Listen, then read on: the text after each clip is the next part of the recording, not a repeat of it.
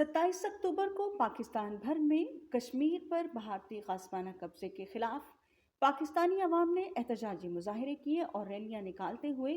کشمیری عوام کے ساتھ یکجہتی کا اظہار کیا۔ قومی اسمبلی نے بھارت کے زیر قبضہ جموں کشمیر میں یوم سیاہ کے حوالے سے کشمیری عوام سے اظہار یکجہتی کی قرارداد پیش کی، متفقہ طور پر منظوری دی۔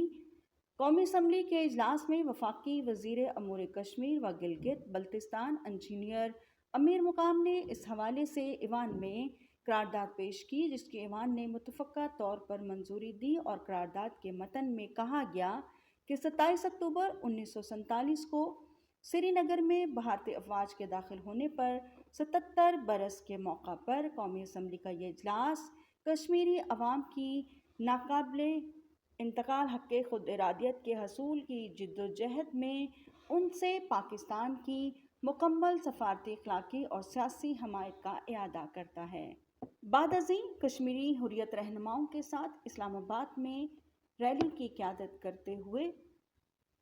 امیر مقام نے کہا کہ 27 اکتوبر 1947 کو بھارت کی افواج مقبوضہ کشمیر میں داخل ہوئیں اور وہاں بے گناہ شہریوں کا قتل عام شروع کیا، جو آج تک جاری ہے۔ دنیا بھر میں 27 اکتوبر کو سیاہ ترین دن کے طور پر منایا جاتا ہے۔ مقبوضہ کشمیر میں 10 لاکھ سے زائد قابض ہندوستانی فوجیوں کی ظلم و بربریت کے باوجود نہتے کشمیری آج بھی یوم سیاہ منا رہے ہیں۔ بھارت نے 27 اکتوبر 1947 کو اپنی فوج 85% مسلم آبادی والی ریاست جموں کشمیر میں داخل کر کے ان کی آزادی پر شب خون مارا۔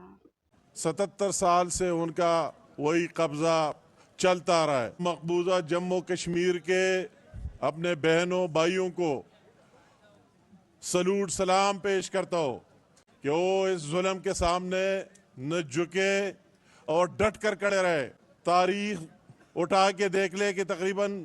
97,000 لوگ اس میں شہید ہو گئے، ہزاروں کی تعداد میں ہمارے بہنیں اور مائیں بیوہ ہو گئی،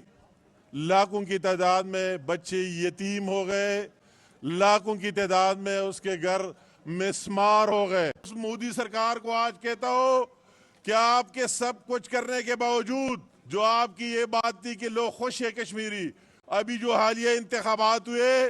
کس انداز سے آپ نے باہر سے بھی لوگ لے آئے، جو آپ کے حکومت کے جتنے وسائل ریسورسز ہیں ان کو بھی استعمال کیا،